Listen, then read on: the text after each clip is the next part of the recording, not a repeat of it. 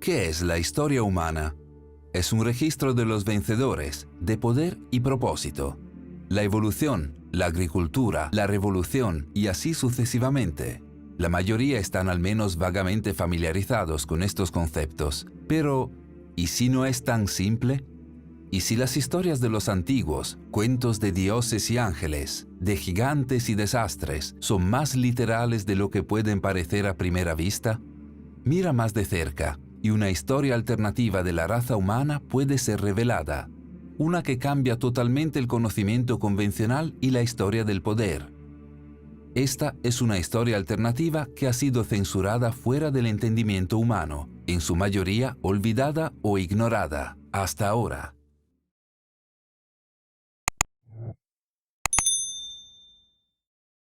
A principios de 1946, en la región ahora conocida como Cisjordania, un grupo de adolescentes beduinos estaban cuidando sus ovejas y cabras cerca del antiguo asentamiento de Qumran. Para pasar el tiempo, por monótono que fuera, tiraron alrededor las rocas que encontraron esparcidas por el áspero terreno desértico. Cuando una de esas rocas fue arrojada en la extensión oscura de una cueva, los adolescentes se sorprendieron al escuchar un fuerte ruido estremecedor resonando desde dentro. Explorando, encontraron una colección de grandes tinajas de barro, una de las cuales se había roto. Aunque no lo sabían en ese momento, estos adolescentes habían hecho un descubrimiento histórico. Dentro de los frascos había una serie de pergaminos antiguos. En los años que siguieron a este descubrimiento, arqueólogos, historiadores y cazadores de tesoros encontrarían fragmentos de pergaminos adicionales en otras 10 cuevas de la zona. En conjunto, formaron unos 800 a 900 manuscritos, colectivamente conocidos como los pergaminos del Mar Muerto. Entre estos manuscritos estaban grandes porciones de un misterioso texto religioso no canónico que había sido olvidado durante mucho tiempo. Se llamó el Libro de Enoc. En su totalidad, el Libro de Enoc se compone de 5 libros: el Libro de los Vigilantes, el Libro de Parábolas, el Libro Astronómico, las Visiones de los Sueños y las Epístolas de Enoc, que contiene unos 100 capítulos. Estos capítulos cuentan la historia del séptimo patriarca en el libro del Génesis, Enoc, padre de Matusalén y abuelo de Noé. El mismo Noé de la historia bíblica del Arca de Noé. Sin embargo, esta no era la historia bíblica del Arca de Noé. De hecho, el libro de Enoc proporciona un relato de los hechos completamente diferente, conduciendo al gran diluvio de la época de Noé, la cual es una historia doctrinal completamente diferente. Cuenta una historia de los vigilantes, explicados en términos bíblicos como ángeles caídos, enviados a la tierra para vigilar a los humanos en algún momento antiguo e indefinido. Desafortunadamente, lejos de simplemente observar a los humanos, estos vigilantes se enamoraron de las mujeres humanas y en poco tiempo comenzaron a participar en actos sexuales depravados con ellas. El libro de Enoc dice que los niños nacidos a través de este mestizaje entre los vigilantes y los humanos se llamaban Nefilim. Estos Nefilim fueron, como se describe, gigantes y salvajes que pusieron en peligro y saquearon a la humanidad, o dicho de otra manera, gigantes sobrenaturales, devoradores de hombres. Enojado por lo que habían hecho los vigilantes, los descritos como dioses los encadenaron en una prisión subterránea en lo profundo de la tierra. Enoc se convirtió en el intermediario entre los dioses y los vigilantes encarcelados. El libro describe los viajes entre el cielo y la tierra en su papel de intermediario, cómo voló con los ángeles y vio los ríos y las montañas y los mismos confines de la tierra desde arriba. Sin embargo, a pesar de la intervención de Enoc, los dioses decidieron que la atrocidad en que la tierra se había convertido debía ser castigada. Por supuesto, el castigo sería una gran inundación. Esta inundación destruiría a los Nefilim y cimentaría a los vigilantes en su prisión. Previo a ello, sin embargo, Enoc sería llevado al cielo en un carro de fuego. Curiosamente, el libro del Génesis, que habla de la gran inundación en las tradiciones abrámicas, hace referencia a los Nefilim en el capítulo 6, describiendo héroes antiguos, guerreros de renombre. Este no es el único lugar en el canon bíblico en el que aparecen los Nefilim. En Números 13, 32, 33, los israelitas visitan una tierra habitada por Nefilim, que son tan grandes que hacen a los israelitas parecer unos saltamontes. Por supuesto, muchas cosas en la Biblia se ven en los tiempos modernos como alegóricas, es decir, más como un mito filosófico que un registro histórico. Hay evidencia arqueológica de una gran inundación en el pasado de la Tierra, una, dicho sea de paso, también hablada en innumerables tradiciones religiosas y culturales en todo el mundo. ¿Seres como los gigantes Nefilim realmente existieron? Seguramente habría pruebas similares. ¿Y si las hay?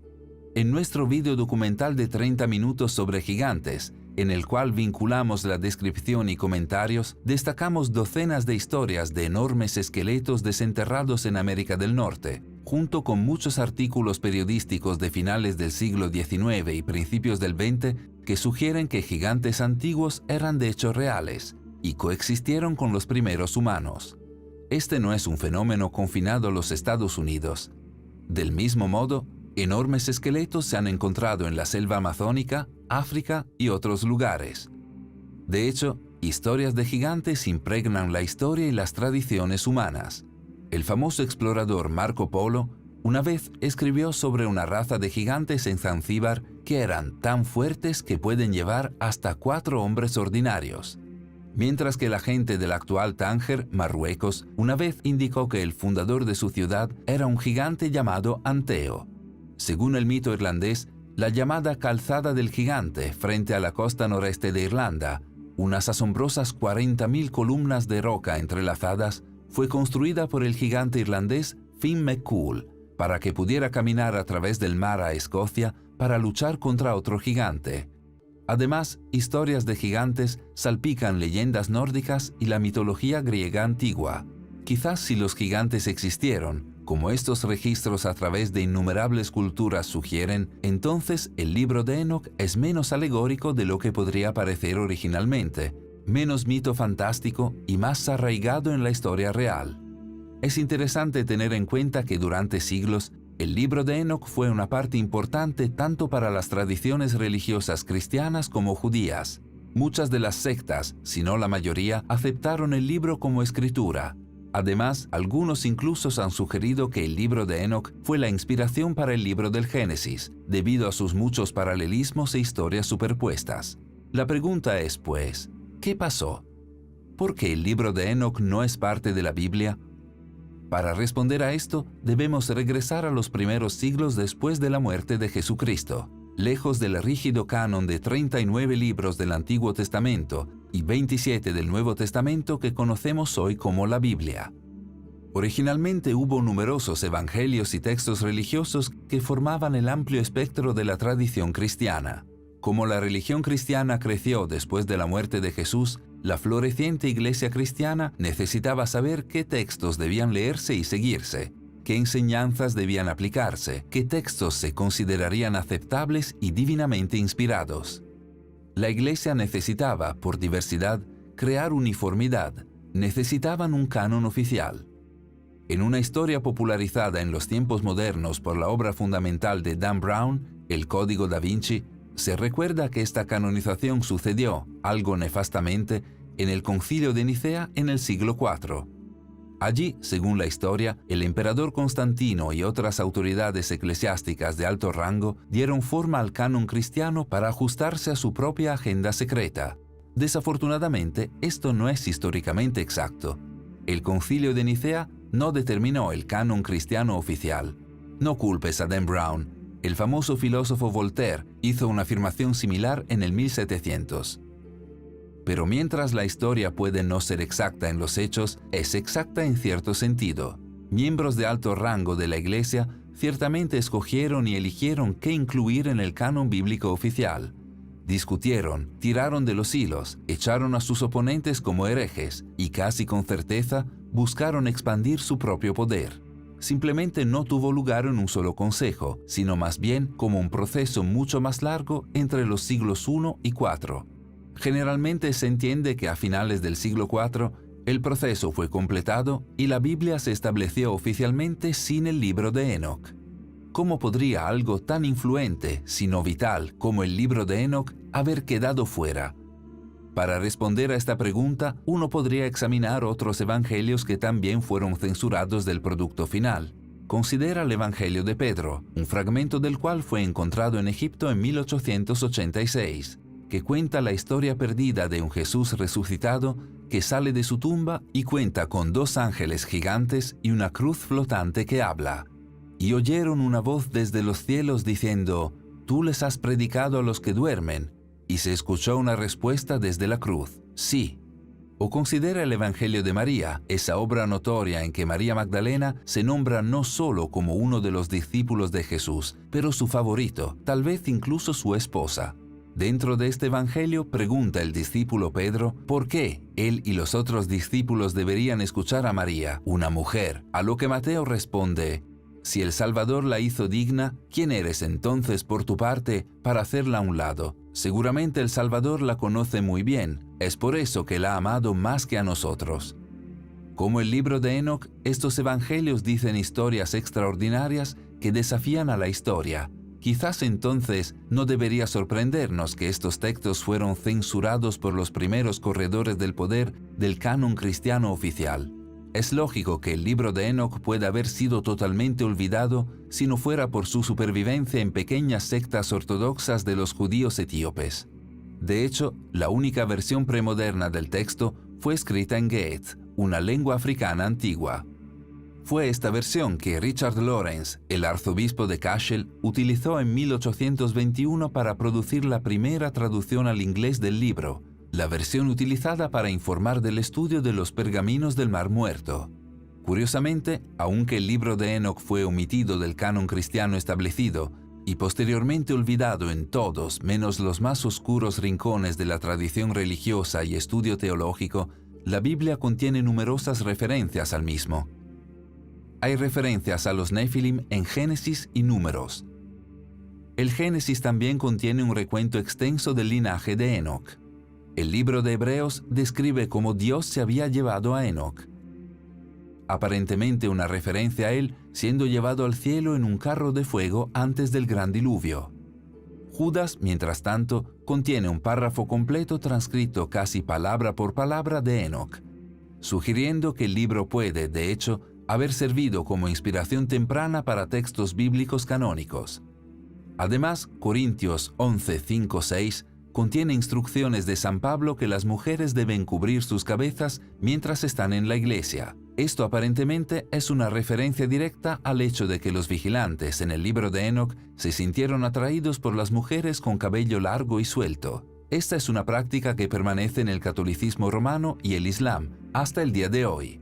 Aunque fue censurado, incluso olvidado, el libro de Enoc nunca desapareció realmente. Hay algo más profundo detrás del libro de Enoc y sus increíbles historias, algo que va más allá de ser simplemente una parte o no del canon cristiano. Se ha señalado que Enoc, el séptimo patriarca de la Biblia, parece reflejar el séptimo rey antediluviano, Enmenduranna, en la tradición babilónica. Los antiguos griegos creían que Enoc era el mismo que el dios Hermes, mientras que los antiguos egipcios tenían a alguien similar en su propia tradición. Los ejemplos podrían continuar, y por eso hay que preguntarse, ¿por qué Enoc, sin importar su nombre, sigue apareciendo en las tradiciones de los antiguos? La respuesta puede preceder a los griegos, los egipcios o incluso los babilonios, hasta los antiguos sumerios.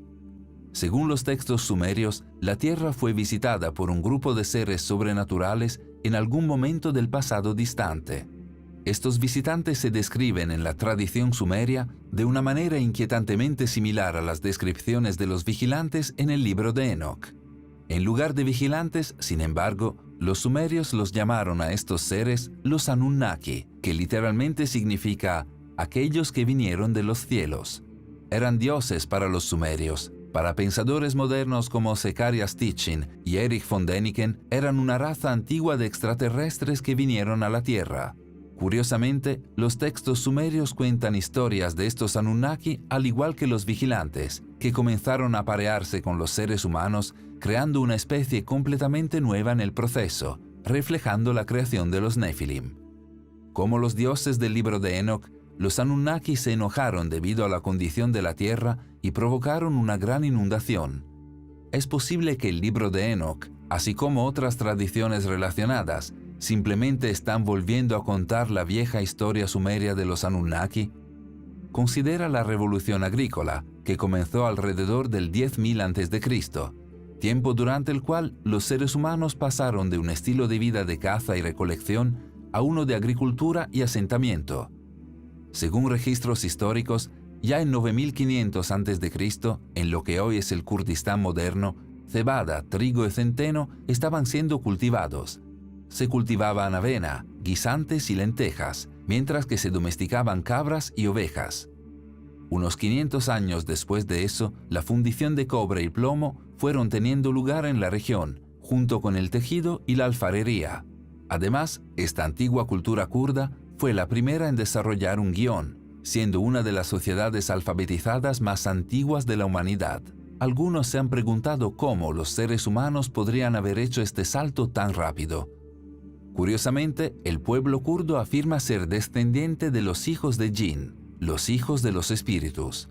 ¿Es esta una referencia cultural antigua a la procreación entre Anunnaki y mujeres humanas?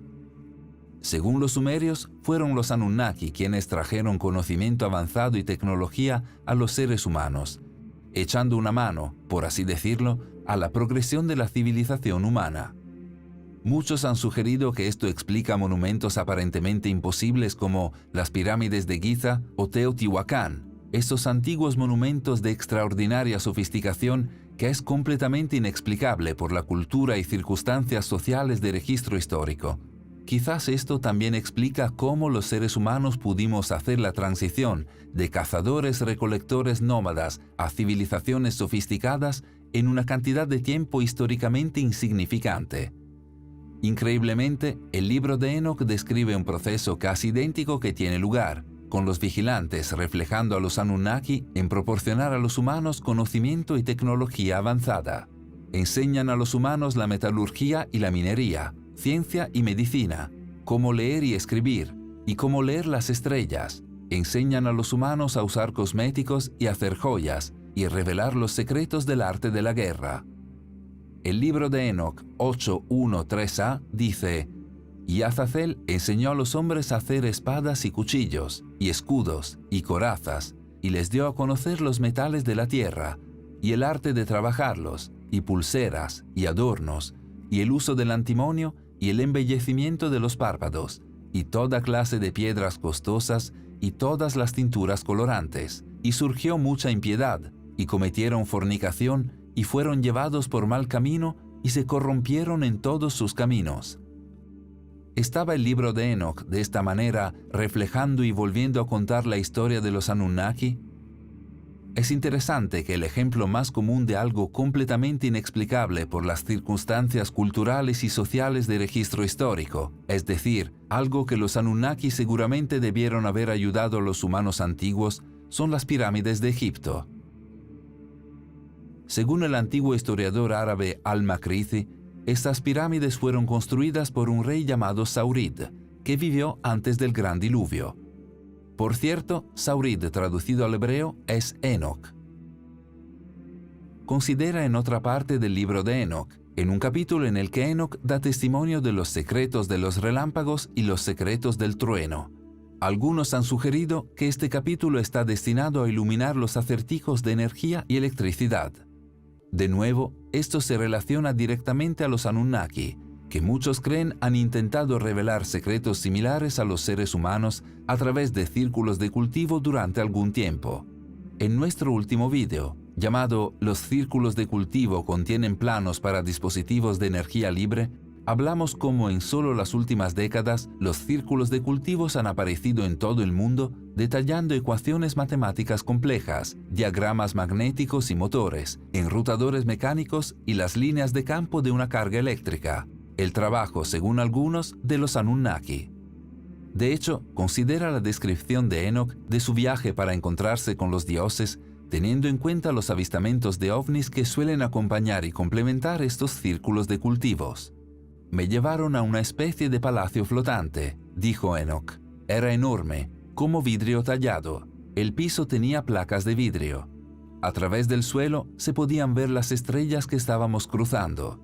Con esto en mente, Uno podría preguntarse si el carro de fuego que se llevó a Enoc antes del gran diluvio no fue de hecho una nave espacial extraterrestre. Puede parecer difícil de creer que historias tan alucinantes como estas, de vigilantes y Anunnaki y gigantes Nephilim, historias que impregnaron culturas antiguas durante miles de años, puedan olvidarse a tal grado. Los sumerios borrados del panteón de civilizaciones antiguas, el libro de Enoc censurado del canon bíblico. Sin embargo, dada la forma en que estas historias reforman fundamentalmente la historia humana y redefinen lo que son los seres humanos, su exclusión quizás no sea una sorpresa. Sin embargo, tal vez estas historias no fueron de hecho totalmente borradas. Considera la conocida historia bíblica de Adán y Eva y el huerto del Edén. No lo leas literalmente ni filosóficamente, sino como una alegoría. Léelo metafóricamente. Dios crea a Adán para vigilar la tierra, así como los dioses lo hacen con los vigilantes en el libro de Enoc. De la costilla de Adán, Dios crea a Eva. Adán y Eva procrean, representando el mestizaje entre los vigilantes y las mujeres humanas. A Adán y Eva se les dice que pueden comer cualquier cosa que quieran en el huerto del Edén, excepto el fruto del árbol de conocimiento del bien y del mal. Por supuesto, comen del árbol del conocimiento, representativo de los vigilantes trayendo tecnología avanzada y conocimiento a los seres humanos que tal vez no estaban lo suficientemente evolucionados mentalmente como para manejarlos. Como al comer del árbol del conocimiento concedieron a Adán y Eva el conocimiento de Dios, también lo hizo el libro de Enoc al describir cómo los vigilantes revelaron los secretos eternos que fueron preservados para el cielo, los cuales los hombres se esforzaban por aprender. Leyendo la historia de Adán y Eva de esta manera, es fácil ver los paralelismos entre esto y el libro de Enoc. Y quizás ese sea el punto. Quizás la gente que escribió la historia de Adán y Eva estaba simplemente volviendo a contar las historias en el libro de Enoc a su manera, volviendo a contar la historia sumeria de los Anunnaki, como lo habían hecho muchas otras religiones y culturas antes que ellos, insertando esta pieza crucial de la historia humana alegóricamente en su propio canon religioso, para que estos registros antiguos pudieran seguir existiendo. ¿Qué es la historia humana? ¿Es lo que se entiende oficialmente en los libros de historia sancionados? ¿O es algo más profundo, algo más increíble, sí, tal vez olvidado? Quizás la respuesta ha estado oculta a plena vista todo el tiempo. Gracias por ver. Si te gustó el vídeo, por favor, haz clic en me gusta. Y si eres nuevo, suscríbete y haz clic en la campana a su lado para notificaciones futuras.